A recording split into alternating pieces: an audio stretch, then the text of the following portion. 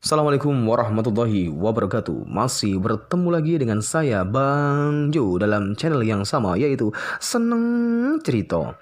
Hari ini saya mau berbagi kisah kepada teman-teman semua, yaitu tentang kisah Abu Nawas menggunakan teknik cara berkebun.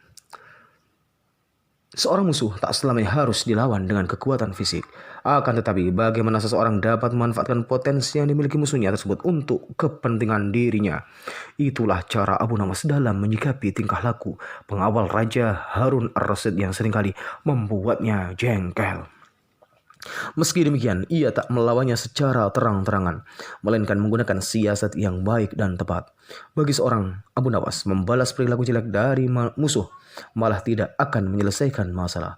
Bahkan hal itu hanya akan membuat musuh akan semakin memusuhi dan membenci dirinya. Kegelisahan Abu Nawas terhadap pengawal raja bermula sejak dia diangkat menjadi penasihat istana. Bukan tanpa alasan, raja mengangkat dirinya karena Abu Nawas memiliki kecerdikan yang begitu tinggi. Sejak tinggal di istana kerajaan, Abu Nawas mulai jauh dari keluarganya yang tinggal di rumah. Hal itu membuatnya seperti terpenjara. Bahkan untuk berkomunikasi dengan istrinya saja, ia hanya bisa menanyakan kabar melalui surat. Oleh karena itu, setiap merasa rindu terhadap keluarga, Abu Nawas pun mengirimkan surat kepada istrinya. Begitu pula sebaliknya. Hanya saja yang membuatnya jengkel yaitu setiap kali surat itu dikirimkan, pasti terlebih dahulu dibaca oleh pengawal raja.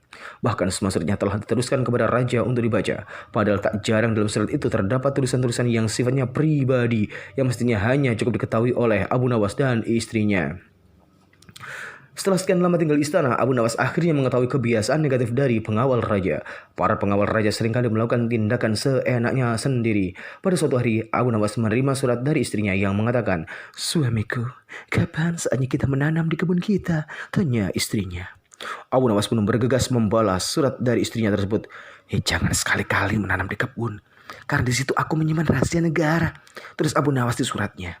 Jawaban Abu Nawas singkat dan sederhana saja. Jawaban yang singkat dari Abu Nawas itu membuat para pengawal raja terkejut dan bertanya-tanya. Dengan diam-diam, ia menuju kebun Abu Nawas bersama dengan beberapa prajurit istana dan mencangkul seluruh kebun milik Abu Nawas. Namun, apa yang terjadi? Para pengawal tidak menemukan apa-apa. Apa yang mereka lakukan itu hanya membuat mereka letih, capek, dengan keringat bercucuran yang mengalir di tubuhnya. Pada keesokan harinya, istri Abu Nawas mengabarkan kejadian di kebun mereka melalui surat sebagaimana mestinya. Tetapi disensor atau dicegah oleh pengawal raja yang tadi. Begini isi suratnya.